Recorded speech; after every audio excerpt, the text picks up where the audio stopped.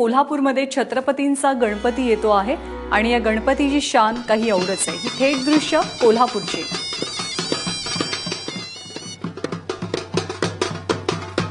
हा कोल्हापूरच्या छत्रपतींचा गणपती आहे आणि या बाप्पाचा साज, या बाप्पाचा थाट काही औरच आहे। अगदी पारंपरिक पद्धतीने पालखीत बसवून या गणरायाची मिरवणूक निघालेली आहे आणि हा बाप्पा आता विराजमान होईल।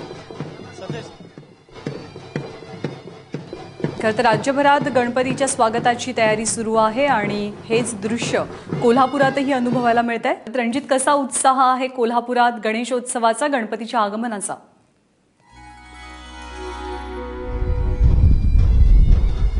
कोल्हापुरामध्ये सकाळी 7 वाजल्यापासूनच आपल्या लाडक्या बाप्पाला घेऊन जाण्यासाठी कोल्हापूरकर रस्त्यावर उतरलेले आहेत आणि पारंपरिक पद्धतीनं वाजत गाजत कोल्हापुरातून गणपती आपल्या घरी प्रतिष्ठापनेसाठी घेऊन जात आहेत। यंदा डॉल्बी मुक्त गणेश उत्सव असल्यामुळे संपूर्ण मिरवणुकीमध्ये सकाळपासूनच हलगी, घुमकं, झांज पथक अशी पारंपरिक वाद्य घेऊन कोल्हापूरकर सध्या आपले बाप्पा घरी घेऊन जात आहेत। यामध्ये हिंदू मुस्लिम धर्माचं ऐक्य असणारं कोल्हापूर जे आहे, यामध्ये आरिफ पठाण नावच्या एका मुस्लिम बांधवानं 16 रिक्षा बाप्पांना घरी घेऊन जाण्यासाठी साधारण पारंपरिक पद्धतीनं त्यांना एक मोफत सुविधा त्यांनी उपलब्ध करून दिलेली आहे। कोल्हापूरचे जे महत्वाचे मानाचे गणपती आहेत हे देखील पारंपरिक वाद्याच्या गजरामध्ये सध्या जाताना दिसत आहेत।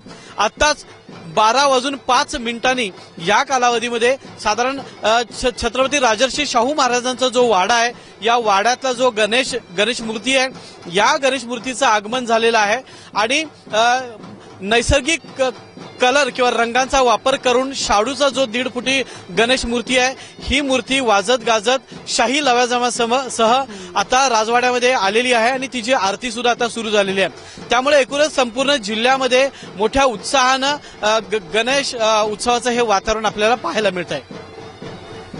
रणजित, त्याचबरोबर सुरक्षा व्यवस्था कशी आहे? कारण मोठ्या संख्येनं भाविक देखील कोल्हापुरात आलेले आहेत आणि सुरक्षा व्यवस्था एकंदरीत कशी आहे गणेशोत्सवाच्या पार्श्वभूमीवर? गणेश उत्सवाच्या पार्श्वभूमीवर कोल्हापूर पोलीस दल तैनात करण्यात आलेलं आहे। कोल्हापुरामध्ये जसं मी सांगितल्याप्रमाणे डॉल्बी मुक्त करण्यासाठी पोलीस दल एकवटलं आहे।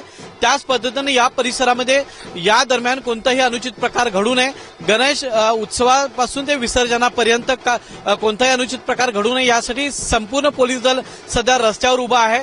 वेगवेगळ्या संस्था आहेत, संघटना आहेत, यांना हाताशी धरून त्यांचे कार्यकर्ते, स्वयंसेवक तयार करून पोलीस मित्र सुद्धा सध्या रस्त्यावर आहेत। त्यामुळे यंदाचा गणेश उत्सव कोणताही गालबोट लागू नये असे नियोजन सध्या केलेलं आहे। कोल्हापूर परिक्षेत्राचे जे आयजी आहेत विश्वास नांगरे पाटील यांनी विशेष यामध्ये परिश्रम घेतलेला आहे। वेगवेगळी मंडळं, सामाजिक संस्था यांच्या बैठका घेऊन यंदाचा गणेश उत्सव अतिशय आनंदानं जावं यासाठी ते प्रयत्न करत आहेत। नक्कीच, तर गणपती उत्सव निर्विघ्नपणे पार पडावा यासाठी पोलीस दलही सज्ज आहे। रणजित, धन्यवाद या सगळ्या माहितीबद्दल।